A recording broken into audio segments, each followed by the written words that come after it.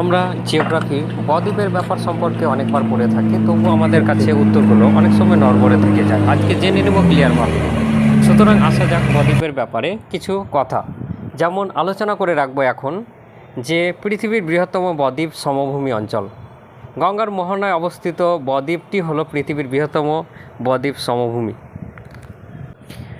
গঙ্গার ব্যাপারে জানলাম। এরপরে চলে আসবো আফ্রিকার নীল নদের প্লাবনভূমি ও বদ্বীপ সমভূমি, সেটা উর্বরতা ও কৃষি উৎপাদনের জন্য বিশ্ববিখ্যাত আছে।